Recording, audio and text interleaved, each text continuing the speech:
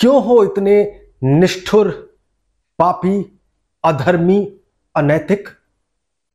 क्यों हो इतने निष्ठुर, पापी, अधर्मी, अनैतिक?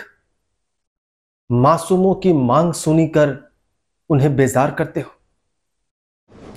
प्रणाम, मैं हूं राजेंद्र देव और इन पंक्तियों के रचयिता की तरह यही सवाल मैं पहलगाम के आतंकियों से और उनके हैंडलर से पूछ रहा हूं। पहलगाम के हमले के बाद भारत कराह रहा है।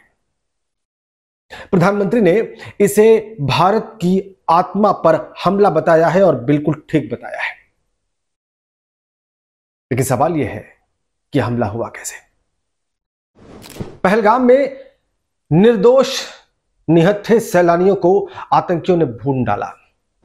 पहले उनका धर्म पूछा, यह सुनिश्चित किया कि वो हिंदू हो और उसके बाद उन पुरुषों को उनकी पत्नियों के सामने मार डाला गया, गोलियों से भून दिया गया और उनकी विधवाओं से कहा गया कि वो जाकर इस घटना के बारे में भारत के प्रधानमंत्री मोदी को बता दें। यह भयावह था, हाहाकारी था। ऐसा इससे पहले इतिहास में कभी नहीं हुआ था। सवाल यह है कि फिर हमारी सुरक्षा को क्या हुआ? सुरक्षा के बड़े बड़े दावों को क्या हुआ?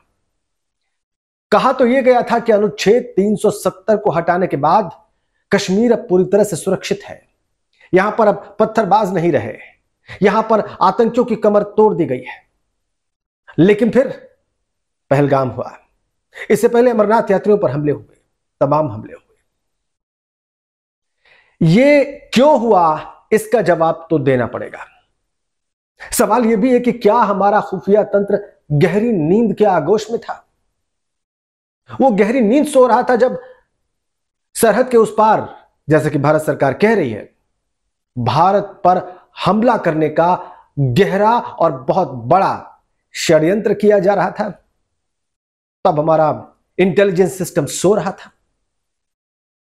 क्या संसद के भीतर और बाहर देश के सुरक्षित होने का बड़ा बड़ा दावा करने वाले गृह मंत्री और प्रधानमंत्री सुरक्षा में इस बहुत भारी चूक की जिम्मेदारी लेंगे?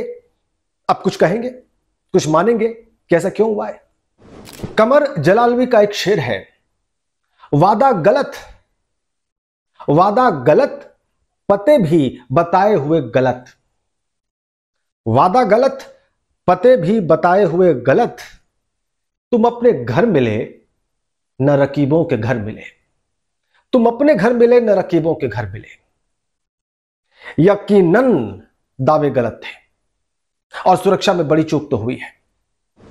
पहलगाम से पहले भी हमले हुए थे, अमरनाथ यात्रियों पर हुए थे, गैर कश्मीरी मजदूरों पर हमले किए गए थे, गैर मुसलमानों पर कश्मीर में हमले हुए। लेकिन उसके पहले यह दावे थे कि सब ठीक है, सब दुरुस्त हो गया है अनुच्छेद 370 हटाने के बाद और भारत की सुरक्षा पूरी तरह से चाक चौबंद है और देश सुरक्षित हाथों में है। ऐसे दावे थे कि नहीं थे? आप खुद याद करिए। उरी में जब हमला हुआ, उसके बाद भारत ने जो प्रतिकार किया, सर्जिकल स्ट्राइक की, उसके बाद भी यह दावा किया गया कि आतंकियों की कमर तोड़ दी गई है। लेकिन फिर पुलवामा में हमला हो गया। पुलवामा में हमले के बाद जब बालाकोट स्ट्राइक हुई, उसके बाद भी दावा किया गया कि चुन चुन कर आतंकियों को जहन्नुम पहुंचा दिया गया है। लेकिन फिर भी हमले होते रहे। हर बार हमला हुआ दावे के बाद और उस हमले के बाद भारत ने जो एक्शन लिया तो फिर दावा किया गया कि सब कुछ ठीक है। लेकिन सच यह है कि सब कुछ ठीक नहीं था। अरे हिंदू सैलानियों को तो तब भी नहीं मारा गया जब कश्मीर में आतंकवाद की शुरुआत में कश्मीरी पंडितों को लाउड स्पीकर से बोलकर डराकर कश्मीर से बाहर निकाला जा रहा था। तब भी सैलानियों को कुछ नहीं कहा गया। लेकिन अब तो वो भी हो गया। क्या देश के दुश्मन कोई इतनी गहरी साजिश रच रहे हैं जिसमें वो ये देख रहे हैं कि भारत के भीतर जो हिंदू मुस्लिम बहस चल रही है इसका फायदा उठाया जाए? क्या देश के दुश्मनों ने पहलगाम में हिंदू सैलानियों को चुनकर, उनको मारकर हमें देश के भीतर आपस में ही लड़ने का हथियार दे दिया है? और अगर ऐसा है तो बहुत सावधानी की जरूरत है। और ऐसा ही होने की संभावना ज्यादा दिखती है। इस बार के हमले के बाद आम कश्मीरी, लोकल कश्मीरी सड़कों पर उतर आया इस हमले के विरोध में।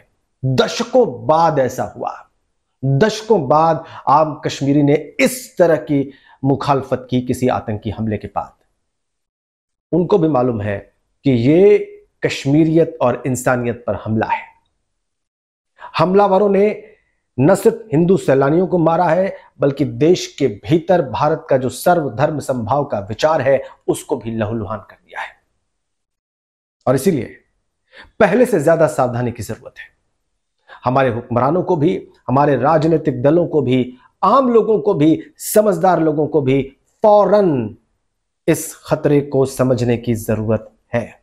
आखिर में मैं डॉक्टर हरिओम पंवार की कुछ पंक्तियां आपके सामने रखता हूं जो बिल्कुल इन हालात पर मौजूद है। सुनिएगा जरा।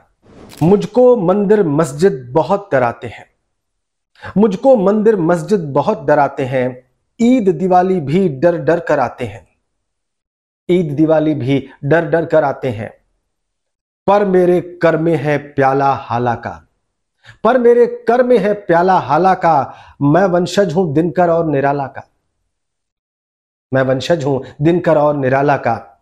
मैं बोलूंगा चाकू और त्रिशूलों पर, मैं बोलूंगा चाकू और त्रिशूलों पर, बोलूंगा मंदिर मस्जिद की भूलों पर, बोलूंगा मंदिर मस्जिद की भूलों पर मेरे कर में है प्याला हाला का, मैं वंशज हूं दिनकर और निराला का। ताकि भोली जनता इनको जान ले, ताकि भोली जनता इनको जान ले, धर्म के ठेकेदारों को पहचान ले, धर्म के ठेकेदारों को पहचान ले। कहना है दिनमानों का, बड़े बड़े इंसानों का, कहना है दिनमानों का, बड़े बड़े इंसानों का, मजहब के फरमानों का, धर्मों के अरमानों का, मजहब के फरमानों का, धर्मों के अरमानों का। स्वयं सवारों को खाती है गलत सवारी मजहब की, स्वयं सवारों को खाती है गलत सवारी मजहब की। ऐसा ना हो देश जला दे ये चिंगारी मजहब की, ऐसा ना हो देश जला दे ये चिंगारी मजहब की।